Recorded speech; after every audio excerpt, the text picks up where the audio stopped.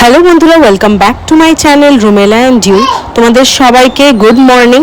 আর আজকে কিন্তু আমি কলকাতায় এসেছি। তোমাদেরকে বলেছিলাম না কলকাতায় আমি কয়েকদিনের মধ্যেই আসবো, তাই আজকে কিন্তু আমি কলকাতায় এসেছি। দেখো মেয়ের পাপা আমাদেরকে স্টেশনে ছাড়তে এসেছিল, ও আজকেই আসবে কিন্তু ওর একটু লেট হবে, তাই আমি মা ভাই ম্যাওকে নিয়ে কিন্তু রওনা দিয়ে দিয়েছি।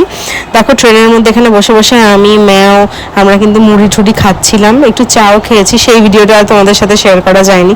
দেখো তারপরে হাওড়াতে নেমে ভাবলাম একটু খিদে পেয়েছে, টুকটাক কিছু খাওয়া যাক।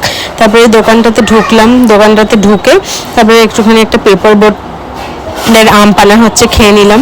তারপরে দেখো আবার কিন্তু হচ্ছে ক্যাব নিয়ে রওনা দিলাম গন্তব্যস্থলে, আমার মায়ের মামা বাড়ি। গত বছরেও তোমাদের সাথে আমি একটা ব্লগ শেয়ার করেছিলাম, গণেশ পুজো হয়েছিল আমার মায়ের মামা বাড়িতে, সেখানেই কিন্তু আবার রওনা দিয়েছি হাওড়া থেকে।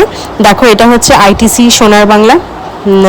তো এখানে কিন্তু মানে কি বলতো, আমার আসার সত্যিই খুব ইচ্ছে আছে, জানি না কবে সম্ভব হবে। আর মায়ের মামা বাড়ি কিন্তু সিমলা বিরিয়ানির কাছে, সিমলা রেস্টুরেন্টের কাছে। তো এইটুকুন ব্লগ আজকে তোমাদের সাথে শেয়ার করলাম, এইটুকুনি শেয়ার করলাম, বাকিটা হচ্ছে আবার পরে শেয়ার করব। দেখো অলরেডি কিন্তু রান্নাবান্না ধীরে সুস্থে শুরু হয়ে গেছে। ঠাকুরমশাই 11টা সাড়ে 11টা নাগাদ আসবে, আর আমরা একটুখানি রেস্ট নিয়ে তারপরে একেবারে পুজো দেবো। চলো এরপরে হচ্ছে তোমাদের সাথে হচ্ছে ঠাকুর ঘরটা একটু শেয়ার করে নিই। এইবার কিন্তু হচ্ছে দিদুনি রান্না করছে, ভোগের রান্না টান্না সমস্ত কিছু এবার কিন্তু দিদুনি করছে। তাই চলো এরপরে তোমাদের সাথে হচ্ছে ঠাকুর ঘরটা কীভাবে সাজানো হচ্ছে হয়েছে। দাদানের কিছুদিন আগে দাদানের খুবই শরীর খারাপ হয়েছিল জানো তো।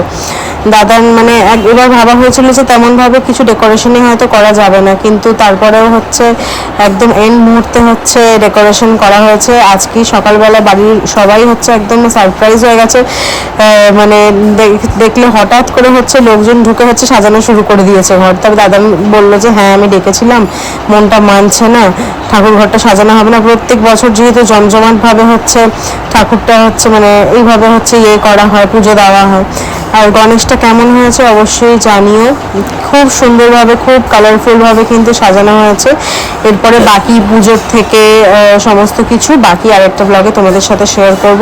তো আমার এই ব্লগটা তোমাদের কেমন লাগলো অবশ্যই কমেন্টে জানিও। আর দেখো দুদিকে কিন্তু দুটো লাড্ডু রাখা আছে আর সামনে মোদকও রাখা আছে।